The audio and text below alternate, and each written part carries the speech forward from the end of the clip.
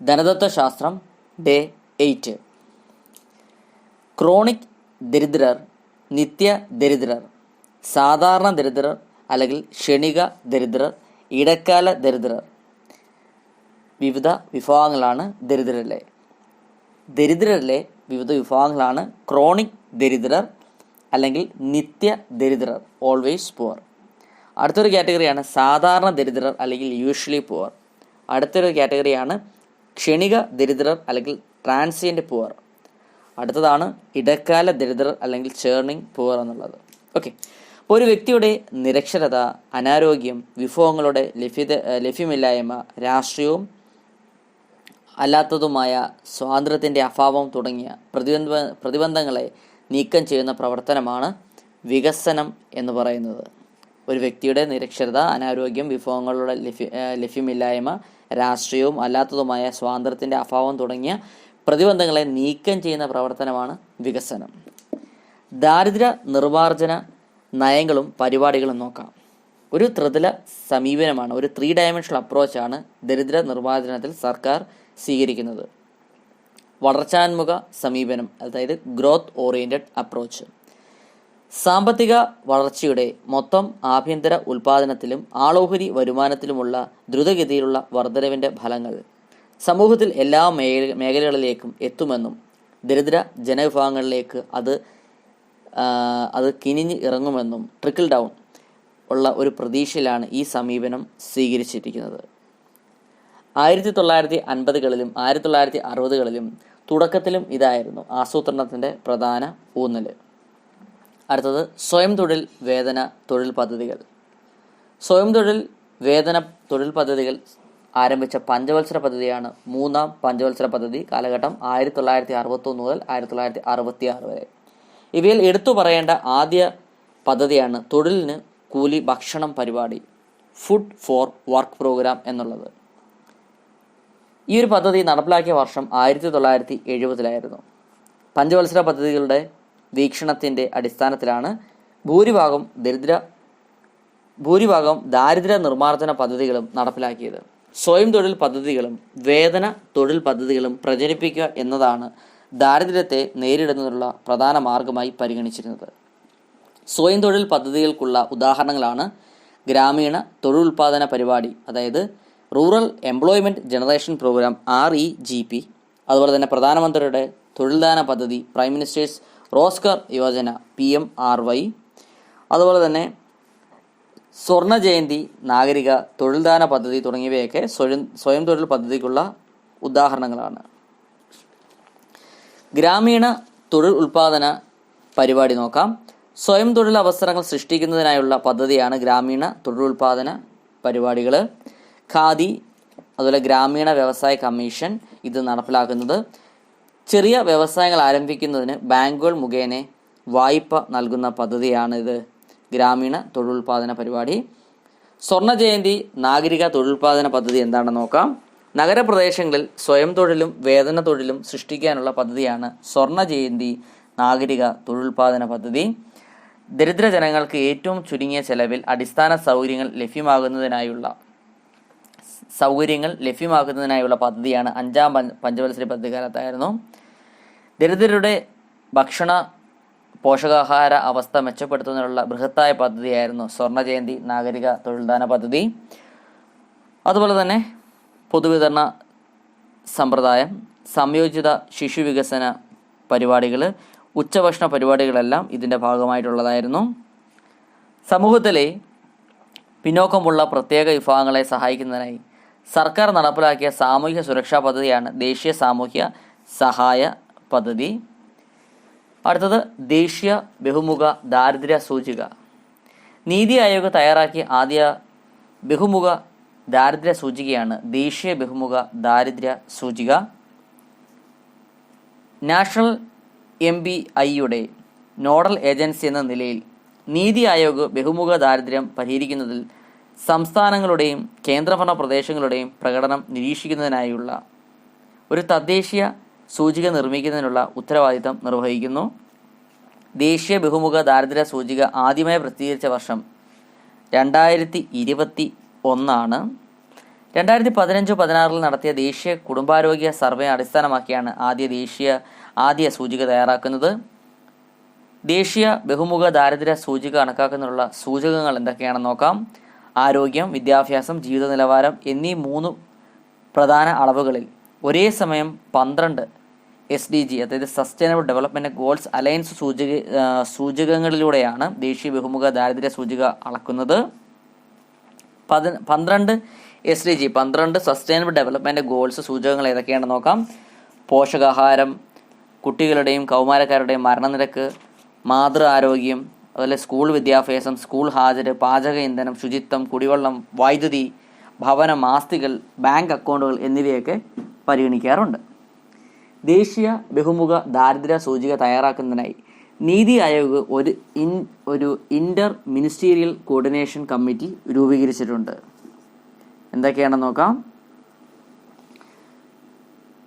അപ്പം MBI coordination committee എന്തൊക്കെയാണെന്ന് നോക്കാം. NITI Aayog, ministry of statistics and programme implementation, ministry of woman and child, ministry of petroleum and natural gas, ministry of power, ministry of housing and urban affairs, അതുപോലെ തന്നെ department of health and family welfare, department of rural development, department of food and public distribution, department of school education and literacy, department of drinking water and sanitation, department of financial service തുടങ്ങിയവയാണ്. Subject matters experts എന്തൊക്കെയാണ്? United nations development പ്രോഗ്രാമും അതുപോലെ Oxford poverty and human development ഇനിഷ്യേറ്റീവുമാണ്. അടുത്ത ദേശീയ ബഹുമുഖ ദാരിദ്ര്യ സൂചിക 2023 നോക്കാം. 2019-21 ദേശീയ ഫാമിലി ഹെൽത്ത് സർവേയുടെ 5ാം റൗണ്ട് അടിസ്ഥാനമാക്കിയാണ് ദേശീയ ബഹുമുഖ ദാരിദ്ര്യ സൂചികയുടെ 2023 പതിപ്പ് പ്രസിദ്ധീകരിക്കുന്നത്. 28 സംസ്ഥാനങ്ങൾക്കും 8 കേന്ദ്രഭരണ പ്രദേശങ്ങൾക്കും 707 ഭരണ ജില്ലകൾക്കുമുള്ള ബഹുമുഖ ദാരിദ്ര്യ കണക്കുകൾ ആണ് നീതി ആയോഗ് പ്രസിദ്ധീകരിച്ചത്. 2015-16 2019-21 ഇടയിൽ MBI മൂല്യം 0.117 നിന്നും 0.066 ഏകദേശം പകുതിയായി കുറഞ്ഞിരിക്കുന്നു. ദാരിദ്ര്യത്തിന്റെ തീവ്രത 47% നിന്നും 44% കുറഞ്ഞിരിക്കുന്നു. 2023 പ്രകാരം 2015-16 2019-21 ഇടയിൽ 13.5 കോടി ഇന്ത്യക്കാർ ബഹുമുഖ ദാരിദ്ര്യത്തിൽ നിന്നും പുറത്തു കടന്നു. സർവേ പ്രകാരം ഇന്ത്യയിലെ ബഹുമുഖ ദരിദ്രരുടെ എണ്ണത്തിൽ 2016 24.75% നിന്നും 2019-2021 14.96% കുറഞ്ഞിരിക്കുന്നു. ഗ്രാമപ്രദേശങ്ങളിൽ ദാരിദ്ര്യം 32.59% നിന്നും 19.28% കുറയുകയും ഇതേ കാലയളവിൽ നഗരപ്രദേശങ്ങളിൽ ദാരിദ്ര്യം 8.65% നിന്നും 5.27% കുറഞ്ഞിരിക്കുന്നു. 2023 റിപ്പോർട്ട് പ്രകാരം ഏറ്റവും കുറഞ്ഞ ദാരിദ്ര്യ നിരക്കുള്ള ഇന്ത്യൻ സംസ്ഥാനം, ഏറ്റവും കുറഞ്ഞ ദാരിദ്ര്യ നിരക്ക് 2023 റിപ്പോർട്ട് പ്രകാരം ഏറ്റവും കുറഞ്ഞ ദാരിദ്ര്യ നിരക്കുള്ള ഇന്ത്യൻ സംസ്ഥാനം ഏതാണ്? അത് കേരളമാണ്. റിപ്പോർട്ട് പ്രകാരം ദരിദ്രർ ഇല്ലാത്ത ഇന്ത്യയിലെ ഏക ജില്ലയാണ് എറണാകുളം ജില്ലയാണ്. അപ്പം 2023 റിപ്പോർട്ട് പ്രകാരം ദരിദ്രർ ഇല്ലാത്ത ഇന്ത്യയിലെ ഏക ജില്ല ഏതാണ്? അത് എറണാകുളം ജില്ലയാണ്. ദരിദ്രരുടെ തോത് വർദ്ധിച്ച കേരളത്തിലെ ജില്ലകളാണ് കാസർഗോഡ്, കോട്ടയം, അതുപോലെ പാലക്കാട്, കോഴിക്കോട് തുടങ്ങിയവയാണ്. ഏറ്റവും കൂടുതൽ ദരിദ്രർ ഉള്ള കേരളത്തിലെ ജില്ല ഏതാണെന്ന് ചോദിച്ചാൽ ഏതാണ്? അത് വയനാട് ജില്ലയും ആണ്. അടുത്തത് തൊഴിൽ നോക്കാം. ഞാൻ എതിർക്കുന്നത് യന്ത്രങ്ങളെയല്ല, യന്ത്രങ്ങളോടുള്ള ഭ്രമത്തെയാണ്. തൊഴിൽ ചുരുക്കൽ യന്ത്രങ്ങളെന്ന് വിളിക്കപ്പെടുന്നവയോടുള്ള ഭ്രമം. തൊഴിലില്ലാതെ പട്ടിണി കിടന്ന് ചത്തൊടുങ്ങാനായി ആയിരക്കണക്കിന് ജനങ്ങൾ തെരുവിലേക്ക് എറിയപ്പെടുന്നവരെയും മനുഷ്യൻ ഈ തൊഴിൽ ചുരുക്കൽ തുടർന്നു കൊണ്ടേയിരിക്കും. ആരുടെ വാക്കുകളാണ്? മഹാത്മാഗാന്ധിയുടെ വാക്കുകളാണ്. ഒരു രാജ്യത്തെ തൊഴിൽ സാഹചര്യം വിശകലനം ചെയ്യാനുള്ള സൂചകമാണ് തൊഴിലാളി ജനസംഖ്യാനുപാതം, വർക്കർ പോപ്പുലേഷൻ റേഷ്യോ. തൊഴിലാളികളുടെ ആകെ എണ്ണത്തെ ജനസംഖ്യ കൊണ്ട് ഹരിച്ചാൽ ലഭിക്കുന്നതാണ് തൊഴിലാളി ജനസംഖ്യാനുപാതം അല്ലെങ്കിൽ വർക്കർ പോപ്പുലേഷൻ റേഷ്യോ. തൊഴിലാളി ജനസംഖ്യാനുപാതം = ആകെ തൊഴിലാളികൾ ഡിവൈഡഡ് ബൈ ജനസംഖ്യ × 100. തൊഴിലാളി ജനസംഖ്യാനുപാത സൂചകം രാജ്യത്തിലെ ചരക്ക് സേവനങ്ങളുടെ ഉൽപ്പാദനത്തിൽ സജീവ പങ്കാളിത്തമുള്ള ജനങ്ങളുടെ അനുപാതം അറിയുന്നതിന് ഉപകരിക്കുന്നു. ഈ അനുപാതം ഉയർന്നതാണെങ്കിൽ ജനങ്ങളുടെ പങ്കാളിത്തം ഉയർന്നതാണെന്നും അനുപാതം ശരാശരിയോ താഴ്ന്നതോ ആണെങ്കിൽ ജനങ്ങളിൽ വളരെ വലിയൊരു ഭാഗം സാമ്പത്തിക പ്രവർത്തനങ്ങൾ നേരിട്ട് പങ്കെടുക്കുന്നില്ല എന്നാണ് അർത്ഥം. 2011-12 ഏകദേശം 473 കോടി ഉറച്ച തൊഴിൽ ശക്തി ഇന്ത്യക്കുണ്ടായിരുന്നു. ഇതിൽ 3/4 ഗ്രാമീണ മേഖലയിലാണ്. സ്ത്രീകളെ അപേക്ഷിച്ച് ഇന്ത്യയുടെ തൊഴിൽ ശക്തിയുടെ 70% പേരും പുരുഷന്മാരാണ്. 1950 മുതൽ 2010 കാലഘട്ടത്തിൽ മൊത്തം ആഭ്യന്തര ഉൽപ്പാദനത്തിന്റെ വളർച്ച എന്നത് തൊഴിലവസരങ്ങളുടെ വളർച്ചയേക്കാൾ ഉയർന്ന തോതിലായിരുന്നു. ഈ കാലഘട്ടത്തിൽ തൊഴിൽ വളർച്ച 2% അടുത്തായി ഇരുന്നു. 1990കളുടെ അവസാനത്തിൽ പ്രതികൂലമായി തൊഴിൽ വളർച്ചാ വ്യതിയാനങ്ങൾ ഉണ്ടായി. തൊഴിൽ വളർച്ച താഴാൻ തുടങ്ങുകയും ഇന്ത്യയുടെ ആസൂത്രണത്തിന്റെ ആദ്യഘട്ടങ്ങളുടേതിന് തുല്യമാവുകയും ചെയ്തു. GDP വളർച്ചയും തൊഴിൽ വളർച്ചയും തമ്മിലുള്ള അന്തരം വർദ്ധിക്കുകയും തൊഴിലവസരങ്ങൾ വർദ്ധിക്കാതെ കൂടുതൽ ചരക്ക് സേവനങ്ങൾ ഉൽപ്പാദിപ്പിക്കാൻ സാധിക്കുന്ന അവസ്ഥ. തൊഴിൽ രഹിത വളർച്ച അല്ലെങ്കിൽ ജോബ്ലെസ് ഗ്രോത്ത് എന്താണ്? GDP വളർച്ചയും തൊഴിൽ വളർച്ചയും തമ്മിലുള്ള അന്തരം വർദ്ധിക്കുകയും തൊഴിലവസരങ്ങൾ വർദ്ധിക്കാതെ കൂടുതൽ ചരക്ക് സേവനങ്ങൾ ഉൽപ്പാദിപ്പിക്കാൻ സാധിക്കുന്ന അവസ്ഥയാണ് തൊഴിൽ രഹിത വളർച്ച. ഒരു നിശ്ചിത സമയത്ത് ഒരു പ്രത്യേക പ്രദേശത്ത് അധിവസിക്കുന്ന ജനങ്ങളുടെ ആകെ എണ്ണമാണ് പോപ്പുലേഷൻ. ഉപജീവനം കണ്ടെത്തുന്നതിനായി ഒരു വ്യവസായ സംരംഭത്തിൻ്റെ ഉടമയായിരിക്കുകയും ആ സംരംഭം നടത്തിക്കൊണ്ടു പോവുകയും ചെയ്യുന്ന ഒരാളെ സ്വയം തൊഴിൽ ചെയ്യുന്നവനെന്നും വിളിക്കുന്നു.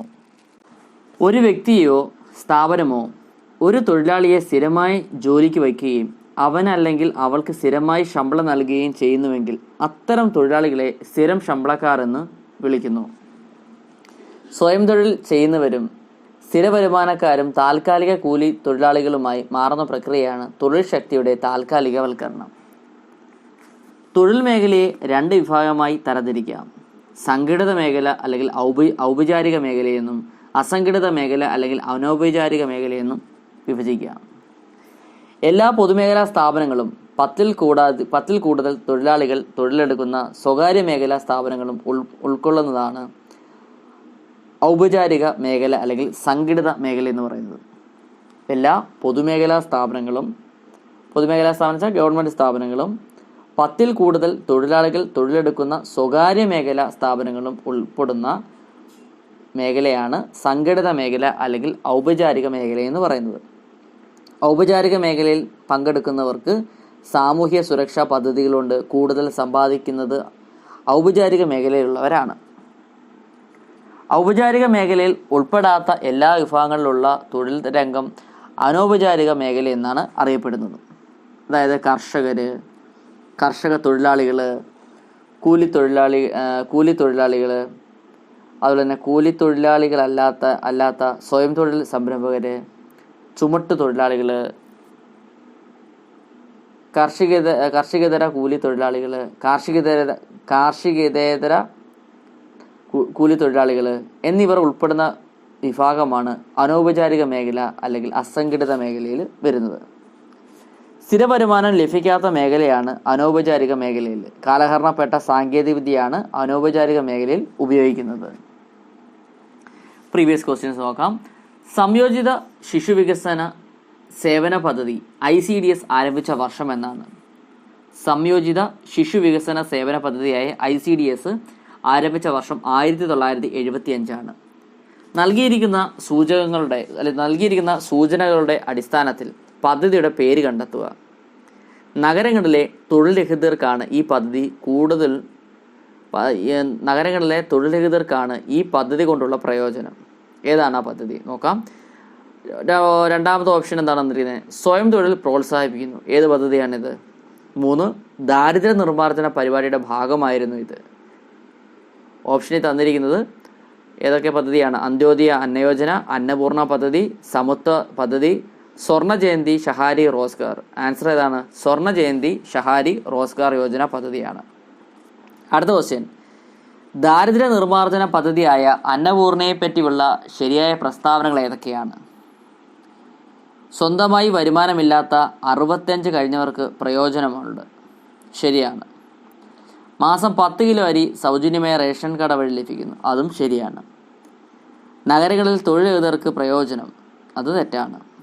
നിശ്ചിത അളവിൽ പോഷകാഹാരം ലഭ്യമാകുന്നു. അതും തെറ്റാണ്. ശരിയായിട്ടുള്ളത് 1ഉം 2ഉമാണ്. സ്വന്തമായി വരുമാനമില്ലാത്ത 65 കഴിഞ്ഞവർക്ക് പ്രയോജനം. അതുപോലെ തന്നെ മാസം 10 കിലോ അരി സൗജന്യമായി റേഷൻ കട വഴി ലഭിക്കുന്നു.